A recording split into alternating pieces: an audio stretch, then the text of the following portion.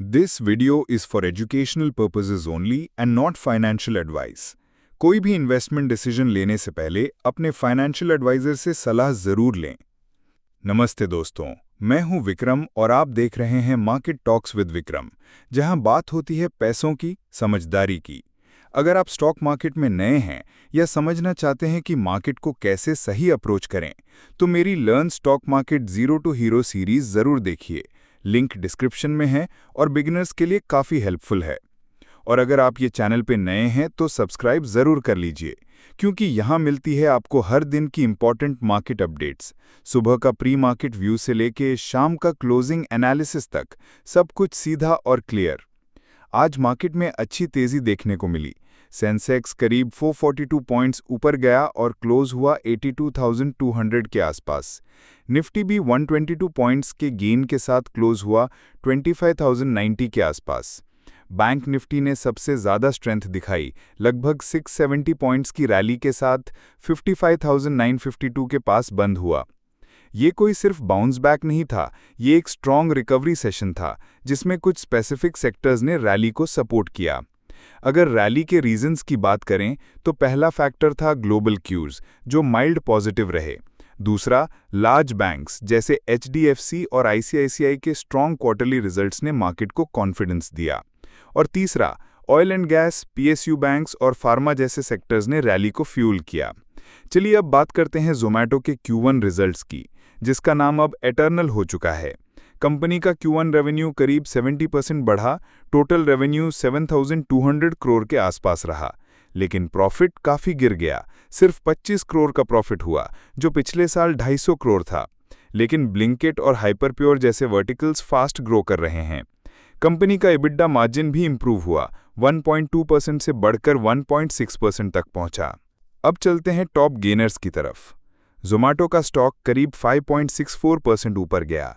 Revenue growth और quick commerce के expansion ने इन्वेस्टर कॉन्फिडेंस बनाए रखा, प्रॉफिट गिरने के बावजूद। पर्सिस्टेंट सिस्टम्स में 4.17% की तेजी आई। कंपनी ने नए एंटरप्राइज डील साइन किए और AI बेस्ड प्रोजेक्ट्स का पाइपलाइन स्ट्रॉन्ग दिख रहा है। UPL का स्टॉक 3.92% चढ़ा। एग्रोकेमिकल एक्सपोर्ट्स डिमांड अच्छी रही और लाटैम के मार्केट से पॉजिटिव सिग्नल्स मिले। नैल्को में 3.71% का गेन देखने को मिला। ग्लोबल एल्यूमिनियम प्राइसेस में रिकवरी और चाइना से डिमांड वापस आने की वजह से रैली हुई। L&T फाइनेंस का स्टॉक 3.66% ऊपर गया। AUM ग्रोथ स्ट्रॉन्ग रही और रिटेल डिसबर्समेंट्स में भी जंप था। NBFC सेंटिमेंट पॉजिटिव था। अब बात करते हैं टॉप लूजर्स की।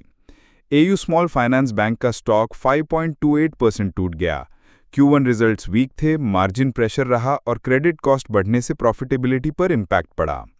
न्यूजेन सॉफ्टवेयर में 4.71% की गिरावट देखी गई। प्रॉफिट बुकिंग और वैल्यूएशंस कंसर्न्स के चलते करेक्शन आया।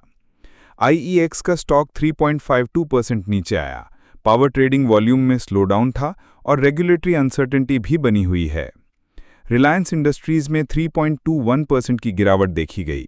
ऑयल टू केमिकल बिजनेस के मार्जिन्स प्रेशर में हैं, क्रूड ऑयल वॉलेटिलिटी भी अफेक्ट कर रही है। बंधन बैंक का स्टॉक 2.55% गिरा। Q1 रिजल्ट्स वीक रहे, माइक्रो फाइनेंस लोन रिकवरी में स्ट्रेस था, खासकर असम और बंगाल जैसे रीजन्स में। विप्रो में 2.47% की गिरावट आई। कंपनी का गाइडेंस वीक था और पीयर्स के कंपैरिजन में परफॉर्मेंस थोड़ा डिसअपॉइंटिंग रहा। सेक्टर्स की बात करें तो आज बैंक्स ने क्लियरली आउट परफॉर्म किया। IT मिक्स रहा, persistent strong, Wipro weak. Metals और ऑयल एंड गैस सपोर्टिव रहे। डिफेंसिव सेक्टर्स जैसे FMCG, ऑटो और पावर लार्जली फ्लैट रहे।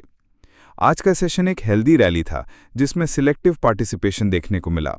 अर्निंग सीजन मोमेंटम में है और रोटेशन क्लियरली दिख रहा है। अगले दिन के लिए global cues, crude oil prices और बॉन्ड यील्ड्स पे नजर रहेगी। अगर आपको ये वीडियो यूजफुल लगा तो लाइक ज़रूर करें और अगर नए हैं तो सब्सक्राइब करना ना भूलें। बिगिनर हैं तो जीरो टू हीरो सीरीज से शुरुआत करें, वो आपको क्लैरिटी और डायरेक्शन देगी।